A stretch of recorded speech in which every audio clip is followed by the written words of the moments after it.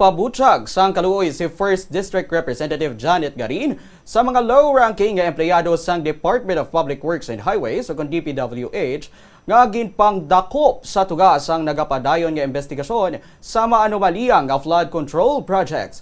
Suno kay Garin, naluoy siya sa kaimtangan sa mga ginaresto. Hapang ginklaro sini nga bisan ano pa ang sitwasyon, hindi dapat madula ang prinsipyo sang accountability. Ginpayag sini nga ang tagsa ka empleyado nga nalakip sa isyu dapat mangin responsable sa ila ginbuhat. Pinaagi sa nagakaigo nga mga tikang kag proseso. Sa interview sang Bombo Radio kay Garin, iya ginpahayag nga sa karon hulaton pa ang mga dokumento agod mahibaluan kung ano gid ang mayor nga rason kag basihan sang pag-issue sang arrest warrant batok sa mga empleyado. Dugang iya, importante nga mabutang sa husto nga konteksto ang tanan antes maghatag sang pinal nga paghukom o kon komento.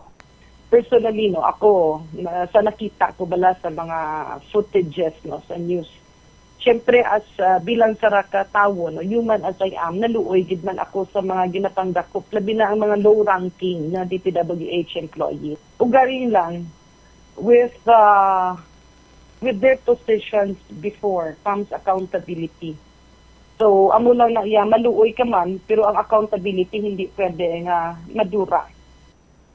Samtang nagapadayon ng investigasyon sa isyu sang korupsyon sa Department of Public Works and Highways o DPWH, nagpagabay si 1st District Representative Janet Garin kay anay ako Bicol Party List Representative Zaldico nga magpauli na sa pungsod. Agud personal nga maeksplikar ang iya bahin kag maghatag sang gusto nga impormasyon sa publiko. Matandaan nga gindagdagan sang warrant of arrest sang Sandigan Bayan Siko bangod sang ginaaligar nga kaangtanan sini sa korupsyon sa flood control project sang gobyerno.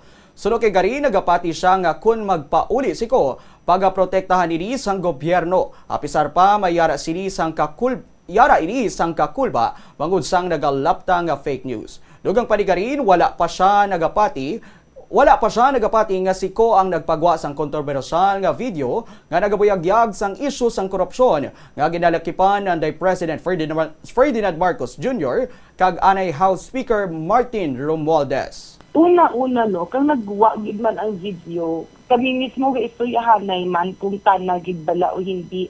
So it's very difficult to comment kay T. Nag-ibaga ba ang itsura. So, and with technology now, with AI now, so we have been awaiting for confirmation, pero wala ron man kami may maistorya sa office niya. So, muna nakabudlay gid mag-komentaryo.